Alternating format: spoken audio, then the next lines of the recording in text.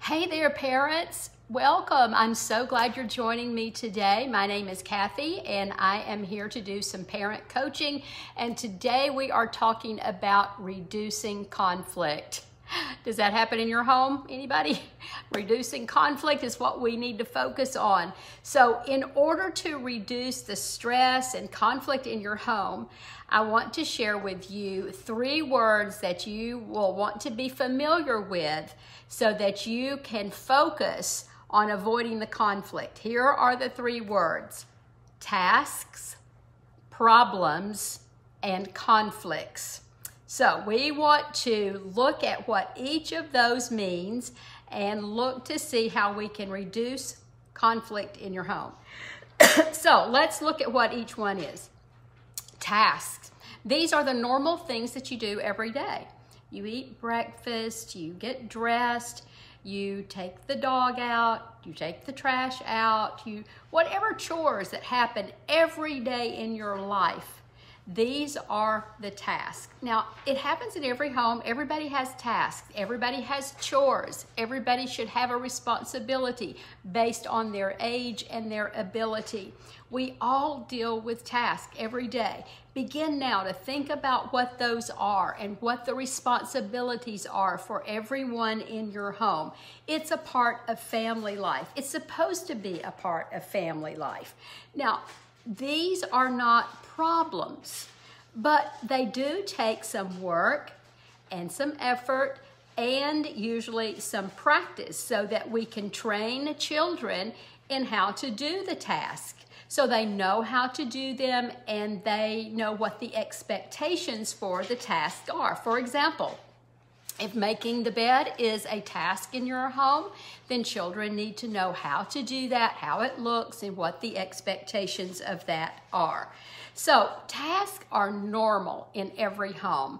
They are not a problem, but they can be. So problems are, here's the definition, what gets in the way of a task getting done.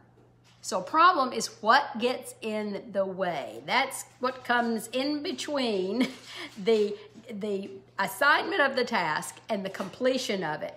So if your child is resisting the task, then there's something else at play. So discovering what that is and handling it well is going to help resolve the problem so the task can get done. And this is where the rubber meets the road and we run into some problems. And often we don't handle well when the problem arises and the task doesn't get done. Maybe the child needs further instruction. Maybe the child doesn't understand the expectations. So I'm trying to give the child a pass here when it comes to not completing a task. Or maybe the child is disobedient and not honoring you. And that's where we run into issues. And so we want to figure out why the task is not getting done. That question why is going to be really important. So Johnny is supposed to be taking out the trash, but Johnny is attached to his device and he's not budging. The task is not getting done. And so the task now not getting done because Johnny's on his device is the problem. Or here's another scenario. You're late for school and your daughter cannot find her backpack because she didn't set it out the night before when she was supposed to do that. And so now it has become a problem because the task was everybody has backpacks ready at the door to go out the door for school.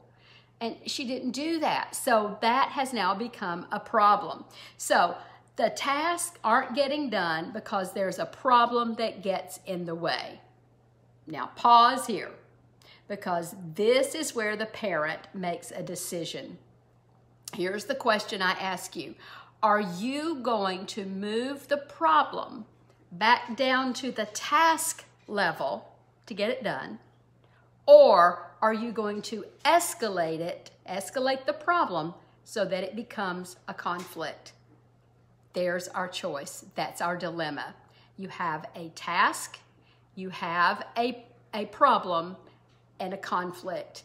you get to decide whether it's going to de-escalate or escalate. It's a choice we all have. So conflict happens when problems come into contact with your emotions.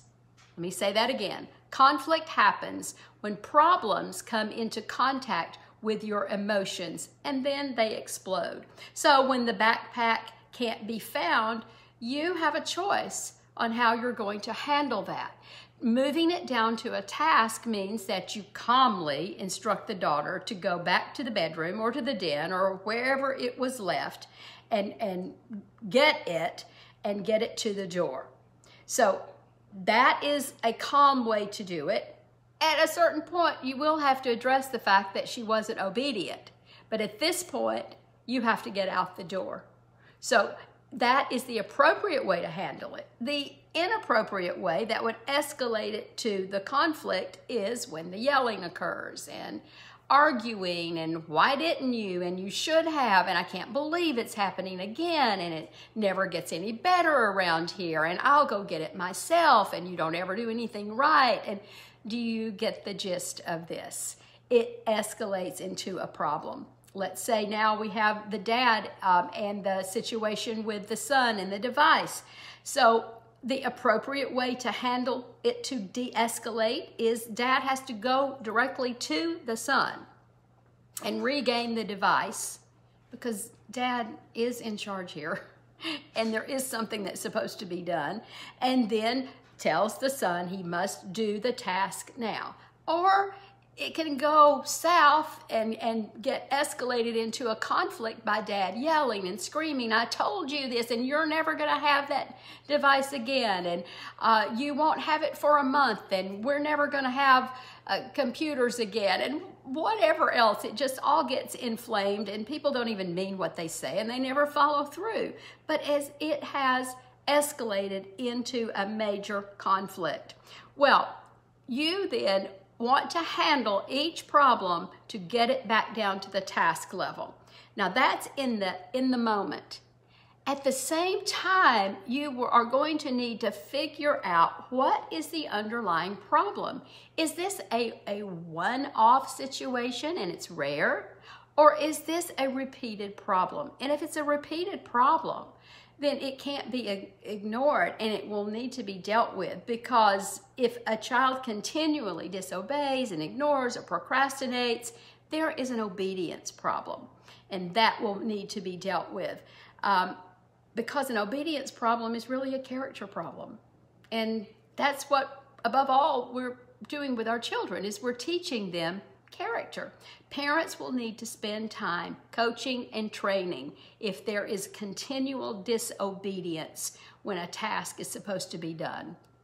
Let's keep in mind that life is not problem-free. When tasks are interrupted by problems because tasks aren't being done, then parents often react with surprise and anger as if this should never happen. Well, you know, that's an unusual and an expectation that just can't be met. So instead, parents need to expect them and be prepared to handle them with emotions intact. You know, our goal this day and all days is to move through our tasks without problems. But when they occur, to make sure to focus on getting the task done without having a conflict. We are in charge of those choices. Let's keep this passage of scripture in mind. Ephesians 4, verses 2 and 3. Always be humble and gentle. Be patient with each other, making allowance for each other's faults because of your love. Make every effort to keep yourselves united in the Spirit, binding yourselves together with peace. Hope that's helpful today. Now go about some good parenting.